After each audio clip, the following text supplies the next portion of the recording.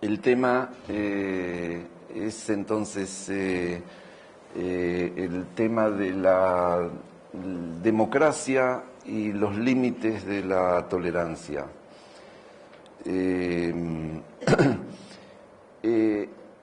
quiero ante todo tratar de convencer de que realmente es un tema, que es un problema, el problema de la tolerancia y de la legitimidad y de la democracia. El problema ante todo es cómo definir democracia. ¿Por qué digo que es un problema el tema de la legitimidad? Porque democracia, voy a dar una definición a los fines de la discusión, es decir, es una propuesta de definición que para discusión. Igual los términos no se pueden, si doy una definición de cualquier término, no voy a abarcarlo en toda su extensión o profundidad. Pero de todos modos se puede decir algo más bien, yo creo, tajante sobre la democracia y decir, ya directamente enfrentándola a cualquier otro régimen o regímenes, es que es el único régimen, yo voy a hacer una personificación en esta definición de la democracia y decir que es el único régimen de todos los regímenes que hubo en la historia humana, sociales, políticos, que reconoce que no tiene fuente de legitimidad. Lo voy a decir otra vez, no me confundí, quiero convencer de que lo que dije lo creo. Digo, es el único régimen que reconoce no tener, que es consciente. Es el único régimen incluso autoconsciente que reconoce que no tiene fuente de legitimidad. ¿Y cuál es la prueba que quiero ofrecer para esto? El voto. El voto, si la fuente de legitimidad fuese, por ejemplo, el argumento, el voto es un ejemplo del antiargumento por excelencia. ¿Qué es votar? Votar es hacer un gesto con la mano de levantar, de estar por o estar en contra. Ni siquiera se recuerda por y en contra de qué, no siempre se sabe, entre paréntesis, a favor de qué se está o en contra de qué se está. En los parlamentos, cuando se toma una decisión, cuando se habla, por ejemplo, se dice la intención del, no sé cómo se dirá en castellano, los jueces cuando tienen que enfrentarse ante una ley, hablan y las cosas no aparecen claras, se preguntan cuál fue la intención del legislador.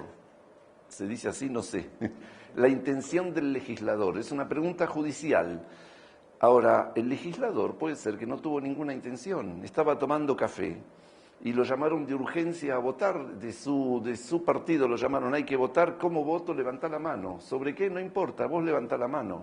No hay intención, es una ficción útil. No digo, no es una crítica que estoy haciendo a la ficción esa, pero es una ficción para entender el espíritu de la ley. Entonces se dice la intención, ¿cuál habrá sido la intención del legislador? Ahora, en la democracia, cuando yo digo que no tiene fuente de legitimidad, quiero decir que incluso que haya intención, incluso cuando hay argumentos, el argumento no llega a ser lo decisivo, sino que lo decisivo es el voto. La democracia es el invento del sistema de voto. Es decir, como se sabe que no hay ninguna forma de legitimizar, no por argumento, quiero decir, no por lo que se suele llamar o mal llamar racionalmente, no por ser una racionalidad, y no los hechos, por supuesto que los hechos no pueden ser la fuente de legitimidad. Eso lo voy a explicar un poco más adelante. Pero como no hay esa fuente, entonces se inventaron métodos formales para tomar decisiones, cuando se trata de tomar decisiones colectivas. Y el método más destacado es el método formal del voto. es como reconocer que como no hay fuente de legitimidad, votamos y la mayoría, lo digo entre comillas, tiene razón. No es que tenga razón, porque no se trata de razón, pero se hace lo que la mayoría decida y luego, por supuesto, como eso con la conciencia democrática se puso muy claro que no puede ser la única, lo único que determine en la vida político-social, entonces vinieron las limitaciones impuestas a esa mayoría, o lo que se llama la tiranía de la mayoría. Se la empezó a considerar como una tiranía de una mayoría porque hay minorías que siempre deberán quedar como minorías. No es que a veces, no es que se cambien, una vez el Partido Democrático como en Estados Unidos gobierna y después el Partido Republicano. No, hay lugares y hay partidos que siempre van a ser partidos de minoría, hasta tanto se puede prever, van a quedar como partidos de minoría o siempre, nunca se va a hacer lo que ellos quieran. Es un problema grave y entonces aparece una especie de restricción, autorrestricción de la democracia, que es lo que se llama el liberalismo. El liberalismo es lo que es como si fuera una contrapartida de la democracia y de lo que hoy se habla más bien es de democracias liberales o de liberalismo democrático, que son dos términos un poco antagónicos. Pero que se necesitan. Eso de que sean antagónicos no quiere decir que no pueden coexistir uno con el otro, yo diría más incluso. Si uno no tiene al otro, es un poco no un poco, sino mucho, una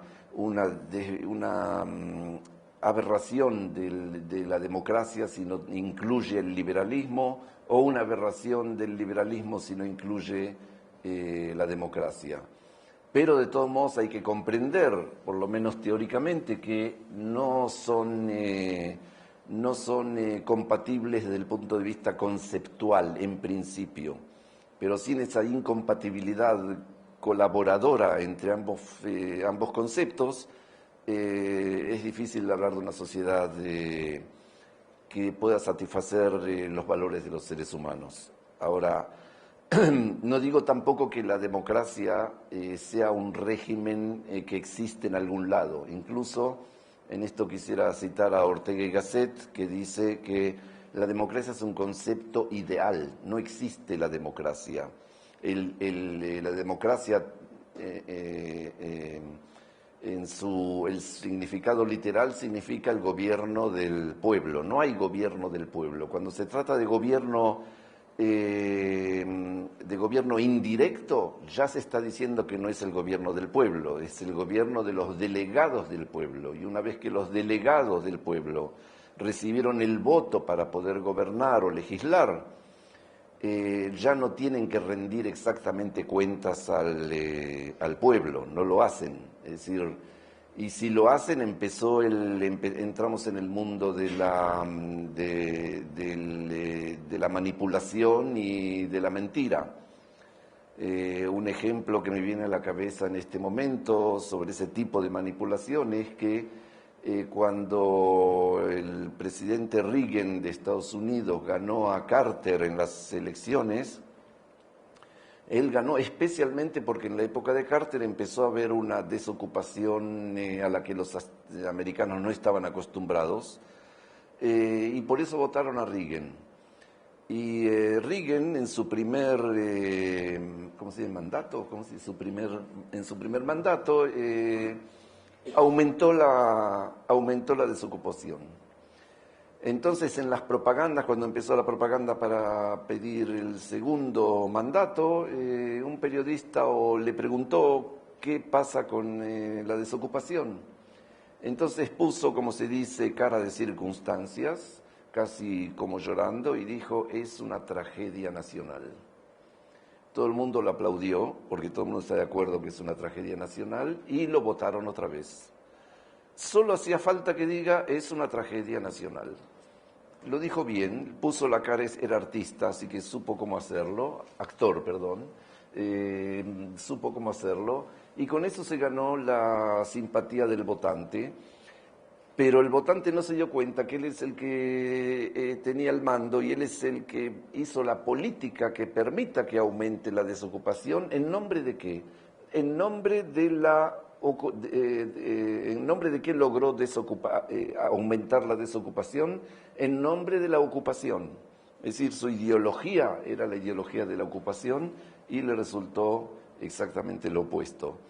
Le resultó, quiero decir, él lo trajo, pero si yo digo es una tragedia nacional, yo me identifico con todos y todos me dan mandato para seguir aumentando esa tragedia. ¿Y por qué puedo hacerlo? Porque todos creen que estoy haciendo lo contrario. Y eso me da legitimidad. Eso es muy, muy típico de la política democrática y es uno de los, digamos, uno de los problemas de la democracia, es la posibilidad de manipular la opinión pública, como en el ejemplo que acabo de dar, pero que es solo un ejemplo muy claro, pero no quiere decir que otros ejemplos que quizás menos claros no sean tan buenos como este. Y es algo común, no es una excepción, eso es también lo que yo quiero destacar. Ahora, esa es una limitación que hay a la democracia, pero no es el tema que en el que quiero centralizarme. Yo quiero, ante todo lo que dije, quiero reforzarlo. Lo que dije es decir que la democracia es el único régimen que reconoce no tener fuente de legitimidad. No digo con eso que sea un régimen no legítimo. Digo que reconoce no tener fuente de legitimidad. Tiene legitimidad.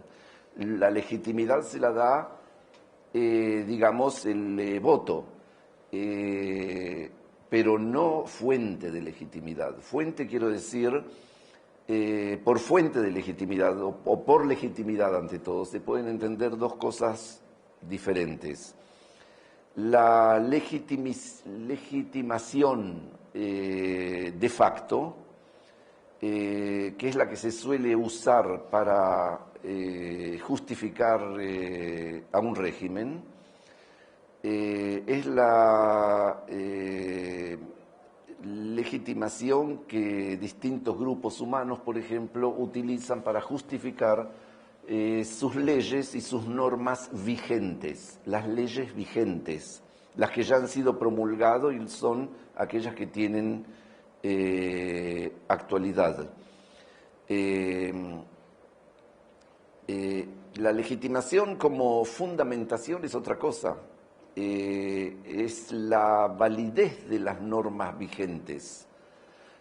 ¿En qué se basa la validez de lo que es válido? La validez de la validez, si me permiten decirlo así. Porque la validez factual es clara, la dio el voto de la mayoría. Esos son los que dan validez a que haya un gobierno determinado y que no gobierne otro, el que sacó la mayoría de los votos. Eso es validez, esa es la validez real.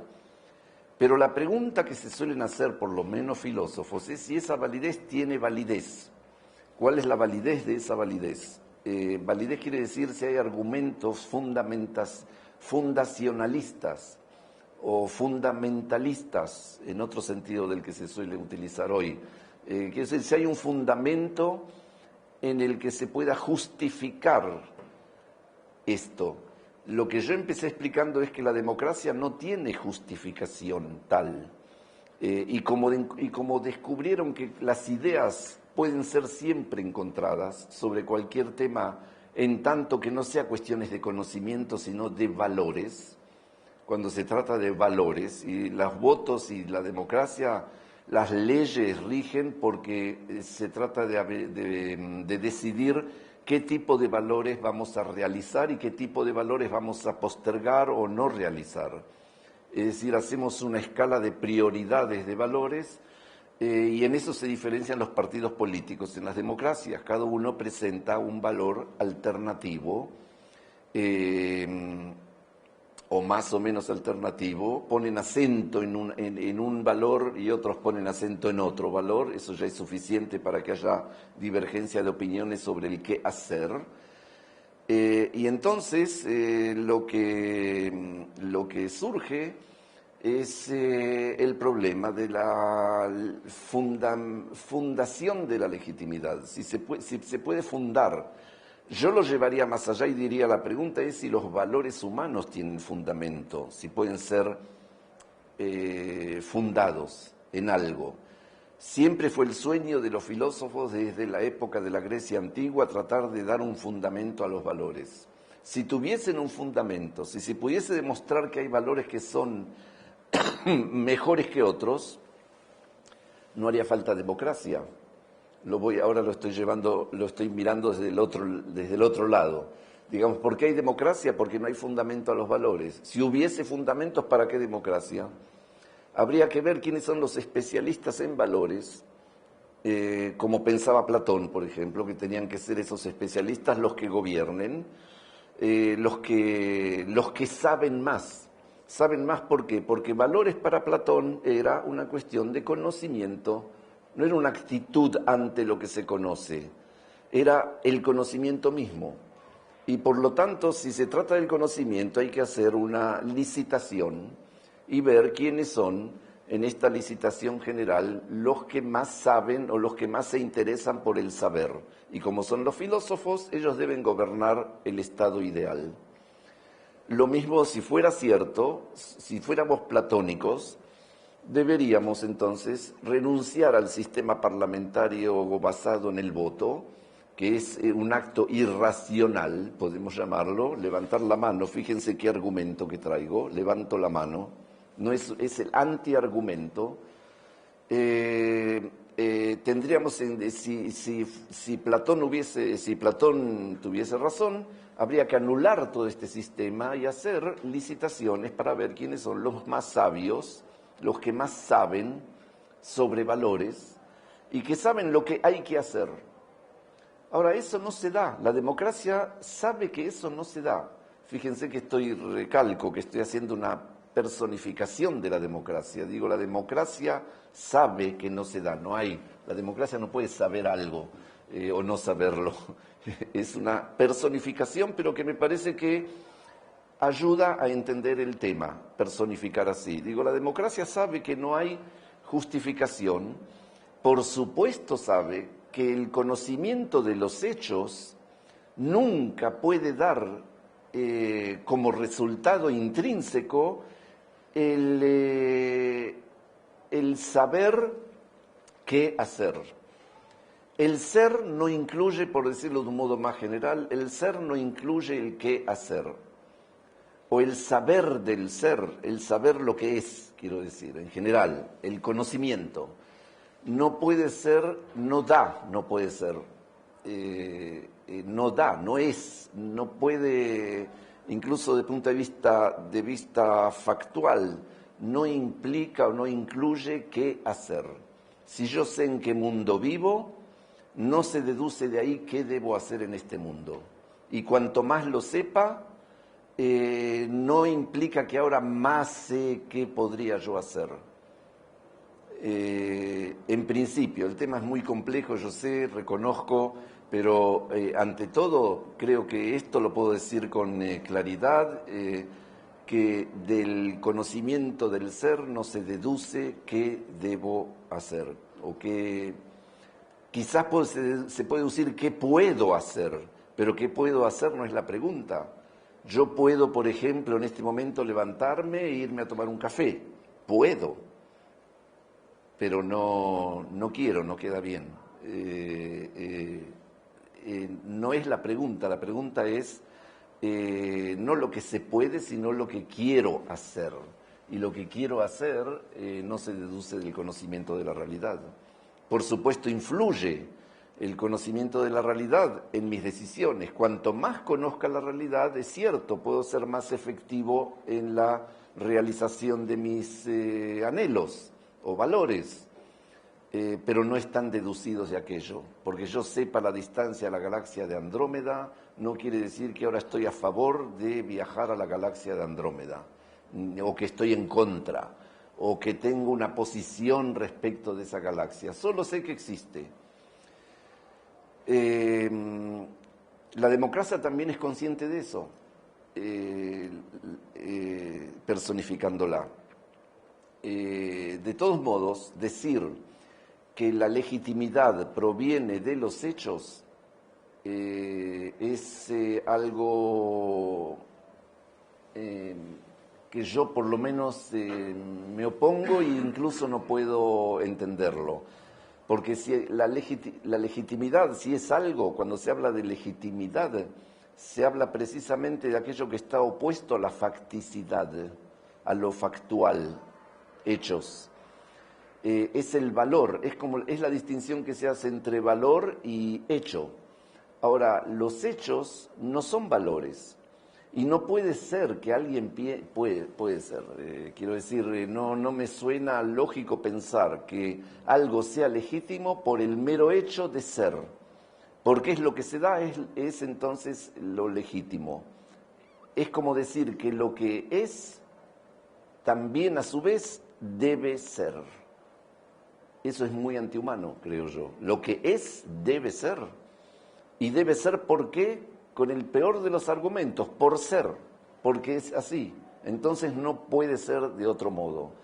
Es un pensamiento, diría, no solo conservador, es mucho más extremo que conservador, creer en que lo que es debe ser, esa presuposición.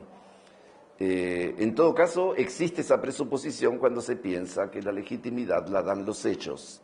Pero la legitimidad, precisamente toda la idea de legitimidad es pensar que es aquello que se opone a la facticidad. Habermas tiene un libro sobre este tema, escribió un libro de unas 500 o más páginas sobre la relación entre facticidad y legitimidad.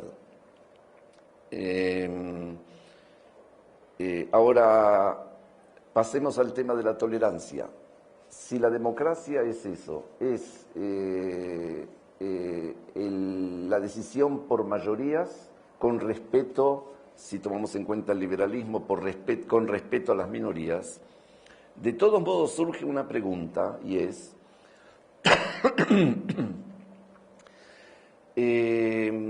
si hay límites a ese respeto por las minorías o si hay límites también a la tiranía de esa mayoría, o cómo se determinan esos límites. Límites en principio es fácil decir que los hay, decir, bueno, hace falta liberalismo para detener un poco la tiranía de la mayoría.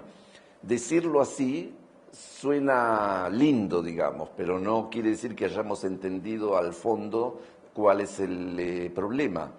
El problema consiste o reside en que en nombre de la democracia se puede llevar adelante un régimen que provoque la destrucción de la democracia. Ese es uno de los temas más graves que tiene la democracia. ¿Cómo puede defenderse ante la tiranía que logra llegar al poder por vía democrática? Ahora, hay el caso famoso, bueno, ya estrillado y no sé si vale la pena recordarlo otra vez, pero es el caso de Hitler, que subió al poder por medios democráticos. Y logró hacer cambios una vez estando en el poder, como se suele hacer. Yo digo, Hitler es un caso extremo, pero yo creo que hay casos incluso hoy en día no menos,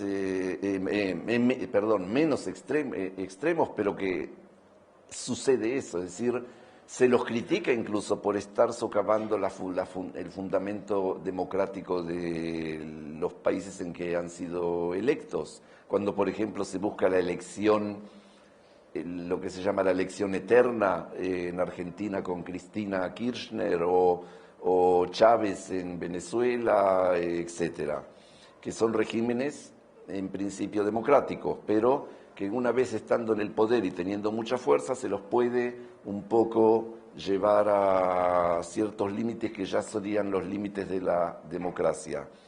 Pero la pregunta es si la democracia puede defenderse contra aquellos que quieren hacer de ella un medio para poder eliminar a la democracia. O en algo muy semejante, cómo hacer para limitar o hasta qué punto la democracia debe limitar su capacidad de tolerancia de valores que no se comparte. Porque democracia, a la vez de todo lo que dije, hay que agregar es también esto, es el reconocimiento o la capacidad humana de aceptar valores con los que no se está de acuerdo. Ahora, por supuesto que si acá hay alguien que estudia lógica, me va a decir, usted se contradice. ¿Cómo puede ser que estás diciendo aceptar valores con los que no se está de acuerdo? Y sigo y me contradigo, y si me contradigo, pero digo, eso es parte del sistema democrático, que tengo que aceptar valores que no comparto, de los que no soy partícipe. No me gustan, pero los tengo que aceptar. Eso es parte del juego democrático. Ahora, ¿esto tiene límites? Hoy en día se habla, me enteré, no lo sabía, que el Día de la Raza, lo que yo sabía que se llama el Día de la Raza, se llama, no sé si en toda Latinoamérica, en Argentina lo llaman el 12 de octubre, el Día del Respeto a la Diversidad Cultural. Cambió de nombre. No sé si acá también, no sé cómo es. De todos modos, así es ahí. El Día del Respeto a la Diversidad Cultural. Ahora yo digo, ¿hay límite a ese respeto a la diversidad cultural? ¿Cuál debería ser el límite a ese respeto? Es decir, ¿qué se respeta? ¿Todos respetamos? Por supuesto que aquellos que hablan del respeto a la diversidad cultural, si los ponemos contra la pared, exagerando como yo creo que hay que hacer para poder comprender mejor las ideas, hay que exagerar premeditadamente, no exagerar en serio, sino como método de pensamiento, porque el que exagera en serio es un exagerado. Yo no quiero ser exagerado, yo digo, llevando las cosas más a un límite, se podría entonces preguntarle qué pasaría con culturas que quieren, que no reconocen el no asesinarás. Asesinan. Y les parece que es muy valioso asesinar y que hay que asesinar al 10% por año de la población. No sé, una cosa. ¿Qué dirían los que respetan? Dirían, no, eso me imagino que dirían, no, eso no lo podemos respetar. Pero entonces, si se les pregunta qué sí se puede respetar y qué no se puede respetar, ahí van a entrar en un problema. Es decir, no van a saber definirlo a no ser que yo le traiga ejemplos específicos como este extremo que acabo de traer. Dice, bueno, no, ahí es el límite de la tolerancia. Es decir, van a reconocer, todos reconocen, quiero decir, incluso aquellos que creen no reconocer, reconocen que hay un límite o que hay límites a la tolerancia. Hay cosas que no se toleran. Ahora, yo quisiera a lo mejor decir así, yo creo que se puede, si se quiere buscar límites, creo que hay valores que podemos tolerar como principio, no es una solución. La solución no la tengo, pero por lo menos como una guía para la acción yo diría así. Si en algo puede la filosofía, creo yo, aportar a la práctica, diría una cosa así. Hay tipos de valores diferentes, muy diferentes, pero se puede hacer una tipología básica de valores, quizás demasiado básica, pero que de todos modos nos dice algo acerca de los valores. Entre valores que son, llamémoslos, aquellos que se acercan más en una graduación de valores hacia los valores sublimes, y otros que se acercan más a los que podríamos llamar valores básicos. Hay valores básicos y valores sublimes, y entre ellos toda una escala. Voy a dar dos ejemplos, los más típicos y fáciles de recordar, de valores sublimes y valores básicos.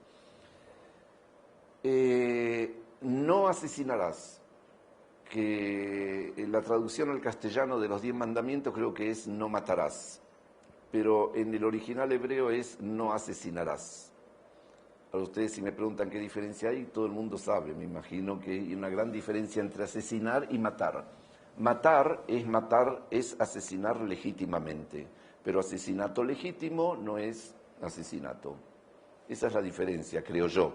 Matar, se puede matar en determinadas circunstancias, etcétera, quiero decir, pero asesinar siempre está mal. ¿Mal qué? Según las leyes, de las leyes que rijan. Ahora, esto es secundario. Digamos, no matarás o no asesinarás. Yo prefiero decir no asesinarás. ¿Por qué? Porque es una ley, es algo básico. ¿Qué quiere decir básico? ¿Cómo podemos, les voy a dar como si fuera una llave para un código para poder entender qué es un valor básico y un valor sublime? Un valor básico es aquel que nosotros condenamos muy fuerte, aquel que hace eso, condenamos muy fuerte aquel que no acepta el no asesinar, lo condenamos,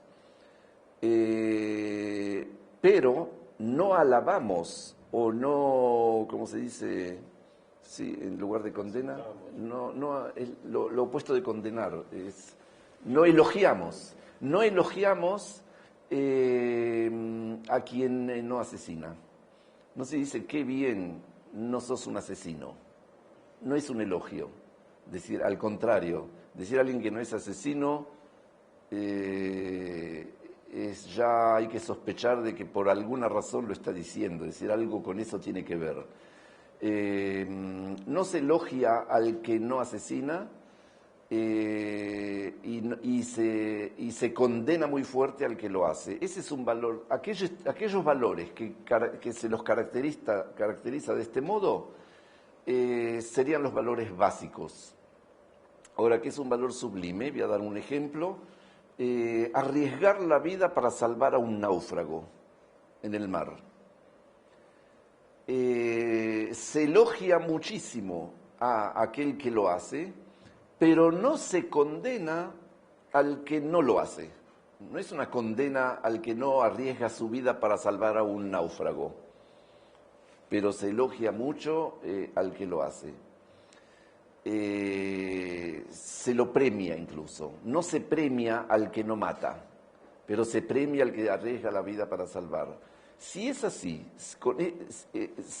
significa, lo que estoy tratando de decir, es que no todos los valores tienen el mismo nivel, nuestro mismo nivel de aceptación o rechazo. Hay valores, y repito entonces, hay valores que tienen tendencia a lo sublime, como el arriesgar la vida para salvar a un náufrago, y valores que son básicos como el no matarás. Ahora, yo digo la tolerancia, vuelvo al tema de la tolerancia. No es una solución, no es una llave, pero en algo creo que puede ayudar. Eso es todo lo que quiero decir. El decir que lo que la democracia no puede tolerar es el permitir o el no condenar valores básicos, pero por otra parte permitir y ser muy permisiva con valores que tengan la tendencia hacia lo sublime. Ahora, ¿qué habría en las escalas intermedias? Digamos, una democracia cuanto menos se meta con la vida individual, no se pregunte, por ejemplo, no prohíba vestirse de un modo determinado o usar pelo largo, pelo corto, etcétera, o como en Francia, ¿cómo se dice? El velo a la mujer. Prohibir velo, permitir velo, especialmente permitir. Eso es lo que pasa en Francia. Pero digo, sociedades donde todo el tema del velo, ¿qué es eso? Es una intromisión del Estado a cuestiones que en realidad no afectan como el no matarás. Cuanto más alejados estamos del modelo del no matarás, que es un modelo límite, es decir, cero tolerancia, no asesinarás, cuanto más nos alejamos, más permisiva debería ser la democracia, con cuestiones que no intervienen directamente no influyen directamente, diría así, con aquellos valores con los que se puede convivir.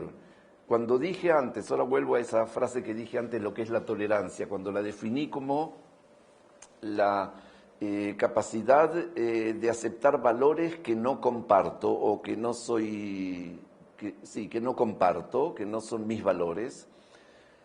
nosotros podemos aceptar eso.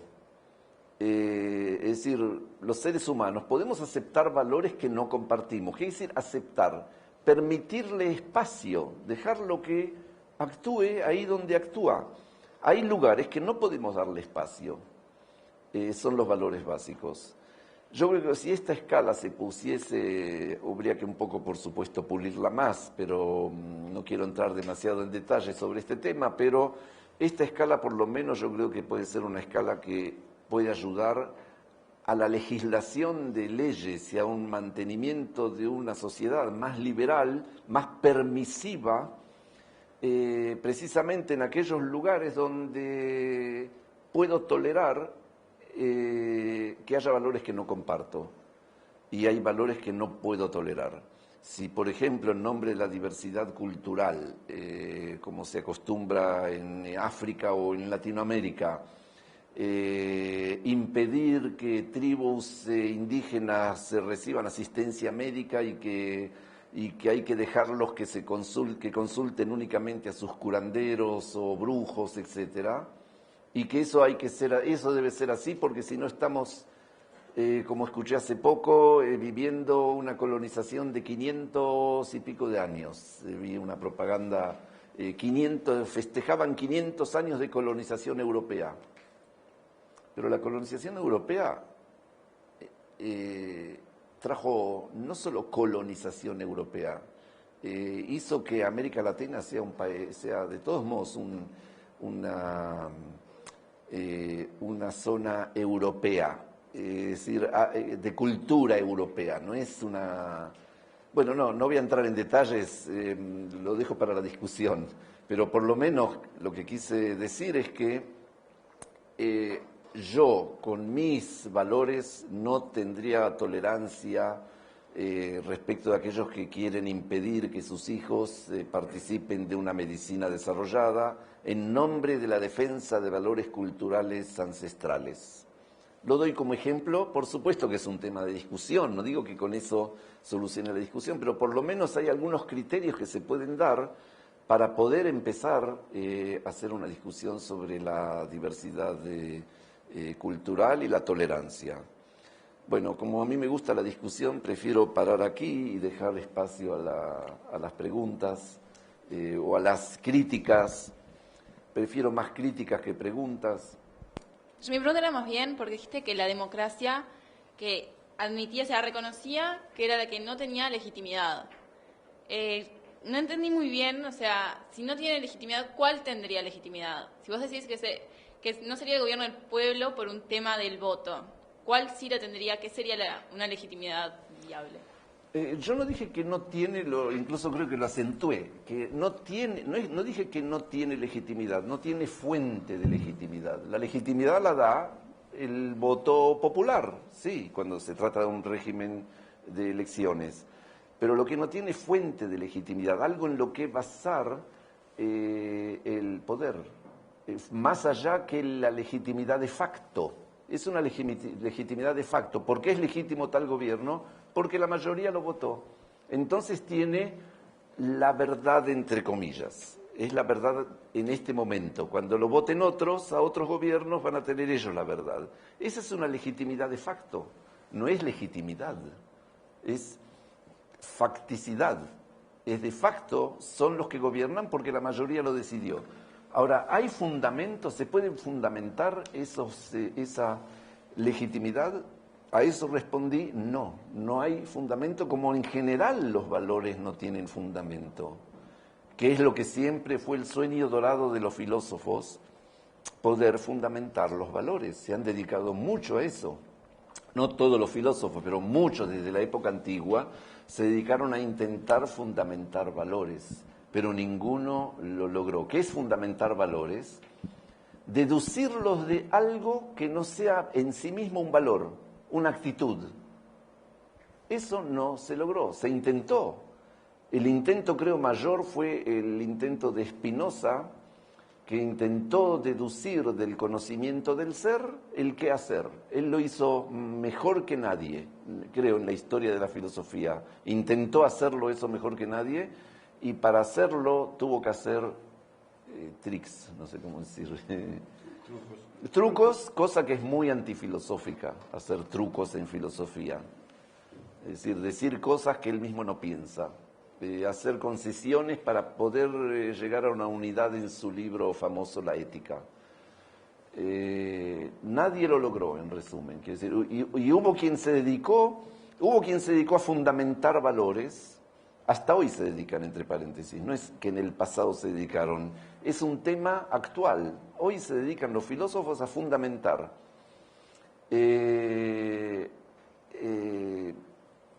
Y otros, como Nietzsche, se dedicaban a desfundamentar. Pero no quiere decir, él creía,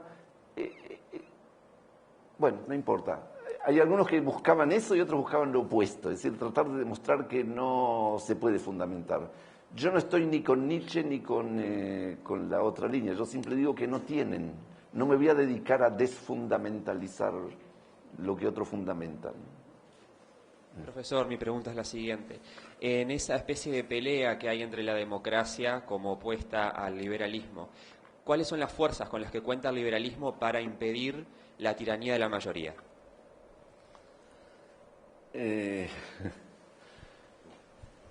Buena pregunta. Digo buena pregunta porque no tengo respuesta. No sé cuáles son. Es decir, las fuerzas son. Es decir, ¿cómo se logra eso? A través de legislaciones que impidan la tiranía de la mayoría. Es decir, hay países donde la legislación lo impide más, otros países donde por ahora menos. Es un tema problemático, es decir, por ejemplo, para ver hasta cuánto es problemático, diría yo, fíjense que la democracia, la fuente de la idea democrática, voy a recordar algo que dice Ortega y Gasset sobre esto. No es que en general a mí me gusta citarlo porque me gustan sus imágenes, más que, no es que esté de acuerdo con sus ideas, pero cuando explica tiene una especie de didáctica muy especial que a mí me gusta, entonces por eso lo cito. Ortega y Gasset dice que el origen de la democracia está en la ley romana. La ley hay que obedecerla porque es la ley. La mayoría es la tiranía de la mayoría. ¿Por qué? Porque lo dice la ley. La ley romana es el fundamento histórico, no en el sentido de que yo hablaba. Y el fundamento del liberalismo, dice él, eso es lo que me gustaba como él lo lleva a extremos así, dice, es la ley bárbara, de los bárbaros.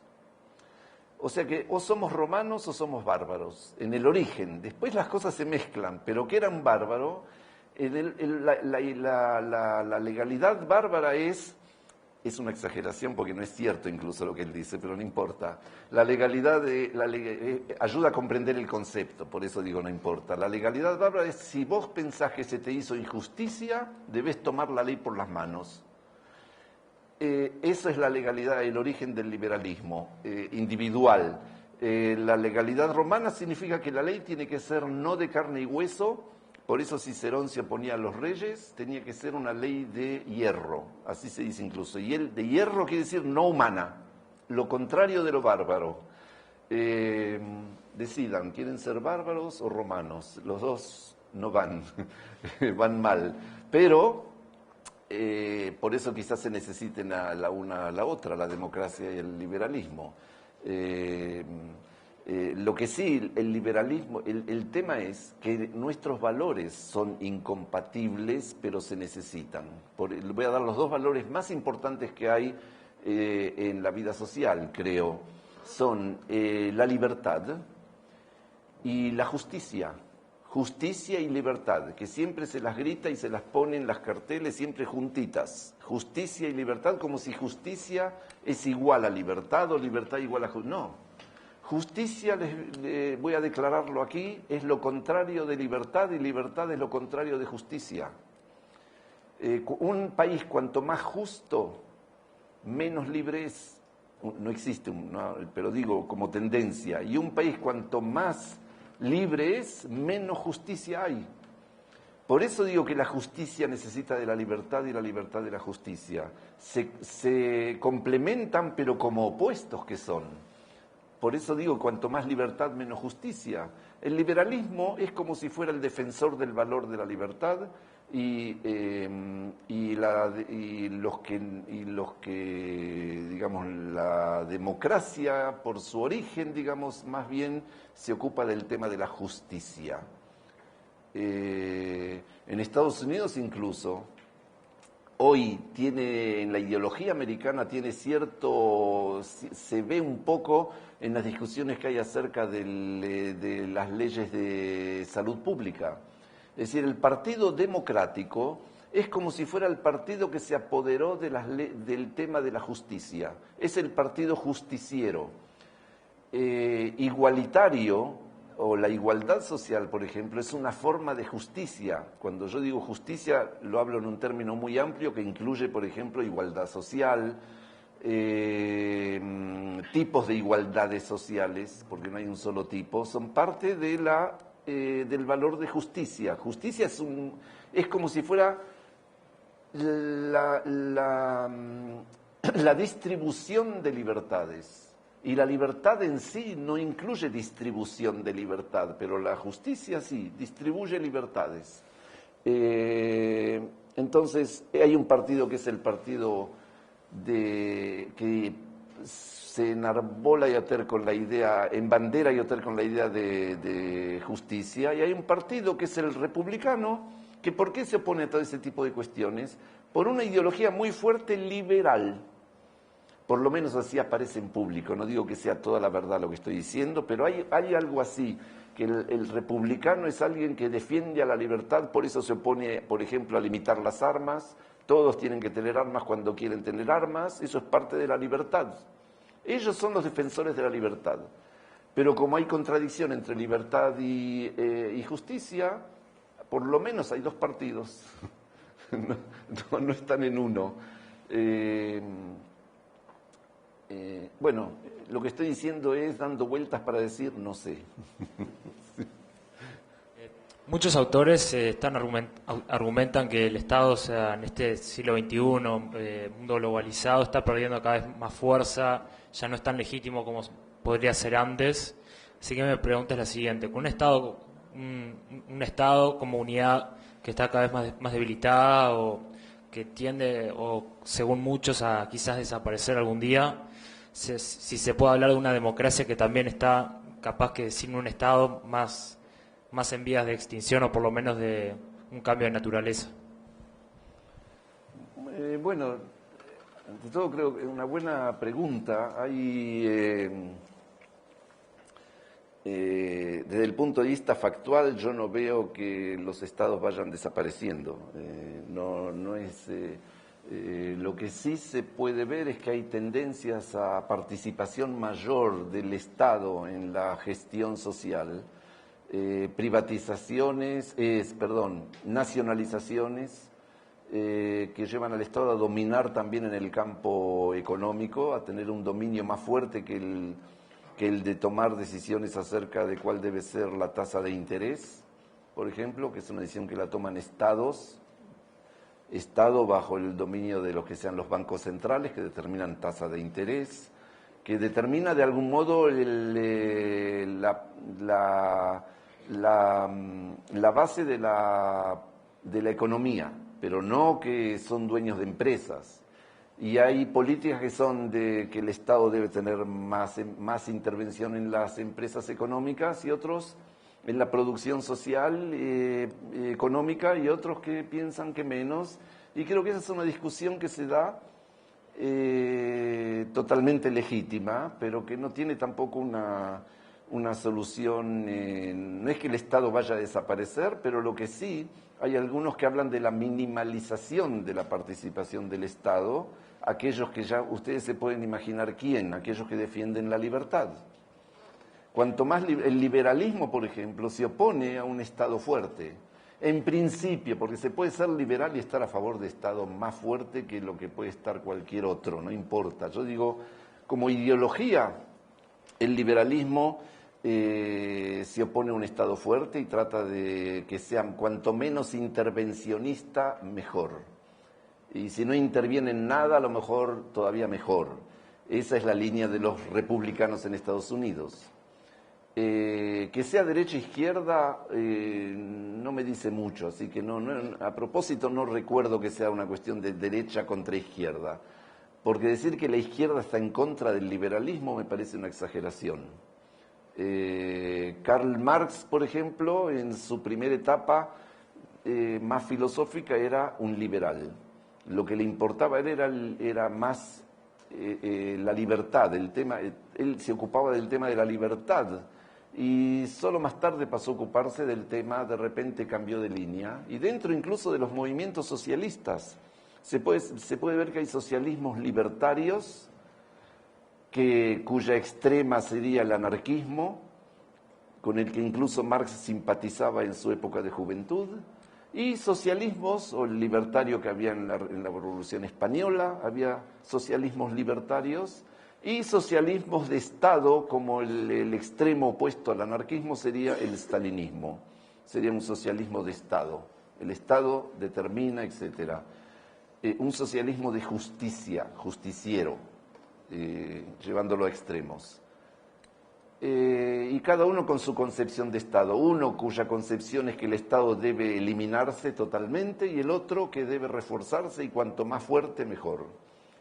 Y no importa, yo di como ejemplo el tema del socialismo, pero digo, también en un régimen capitalista se dan las mismas discusiones, es decir, puede ser un capitalismo de Estado que quiere reforzar al Estado y un régimen capitalista que quiere reducirlo al mínimo, como el liberalismo, por ejemplo, de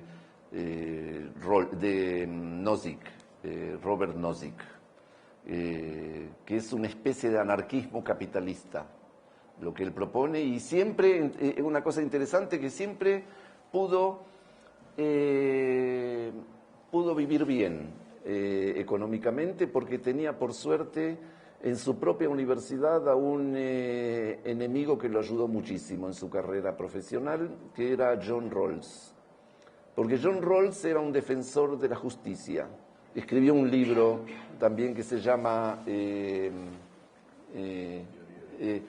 Una teoría de la justicia, A Theory of Justice, sí, una teoría de la justicia.